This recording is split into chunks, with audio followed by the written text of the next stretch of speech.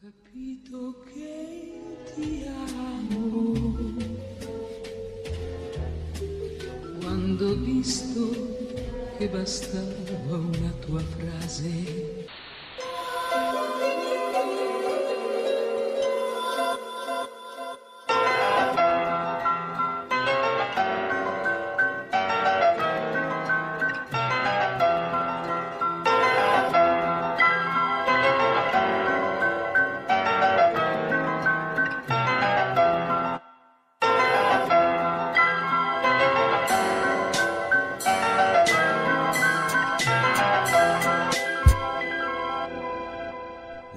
Was a highly learned pandit and the abbot of a monastery, scholar of awareness, student of truth and reason. His knowledge wasn't equal in the words of the Buddha's teaching. Walking through the streets he encountered an old hag, known to have asked him 2 questions. Who guessed she was a wisdom dakini, bringing the first inquiry far away. Did he understand the Buddha's words? He was inclined to say yay. She was delighted and phrased the second question. Did he understand the inner meaning? To this yes she objected. She cried as he reflected. Temple exited, he fled in search of his future guru. What would you do? He cruised through many temples, places and obstacles until he found Naropa, but the challenges were not removed. Hardship ensued through a series of demanding trials. He endured for 12 years of shed tears, but he was silent. Ego annihilated, and finally Naropa told Naropa he was ready to offer the sought-after knowledge, but demanded an offering. Possessing nothing, he offered his fingers in blood.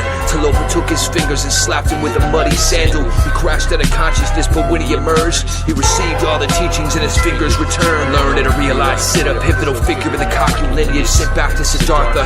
Next in the text is the translator Marpa. Marpa felt a blessing, a connection from a past life, direction on a path to find his true teacher. He knew to receive the Dharma was his karma in this incarnation. Reawakened after the violence and rage of adolescence, sent out on a monastic stream with a yearning and dream to be with the forest siddhas in India. He lived with them for 12 years near Naropa, seen the self mirrored, empty and clear of the sculptor. Potent gaining focus, home he went to Tibet, left again to spend another 6 in the sticks, absorbing wisdom in the lineage. And when he left again, vowed to Naropa he would return. But when he did, his teacher was gone, cause for concern, so he searched till he heard Naropa had gone into the jungle to follow a hidden anonymous path. Aghast and befuddled, his happiness crumbled, but all of a sudden Naropa appeared and removed all barriers between them. Another 3 years they studied together, uncovered and weathered the storm, removing the tether of ignorance to strengthen the lineage. Given their time was over, Marpa would go first to Tibet, where he became the teacher, translator of texts, the sages sang with pages to pain from the breath. Those before him, a conduit of knowledge, called on to tell their stories to those that would come after. Milarepa, the masters of the Kagyu, a tantric school of Buddhist tradition. Born into a prosperous family, suffered calamity, his dad deceased, leaving a poorly written will, would seal the fate of the estate to his aunt and uncle. Milarepa's mother was consumed with hatred and rage, slaves to their own families. He planned to bring Milarepa to a Bampo Lama, but with him he was taught the dark arts and black tantra, the ability to harm and kill 35 beings. But seeing the karmic consequences of his actions, his attitude retracted, blasted by grief and remorse. He sought a source of purification, and surely the saint would receive training from the translator Marpa.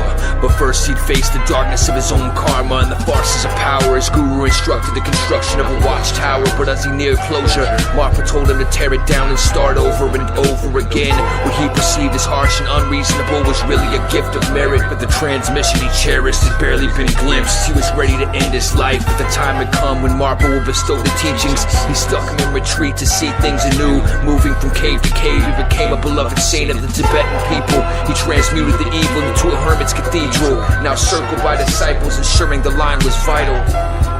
Ensuring the line is vital.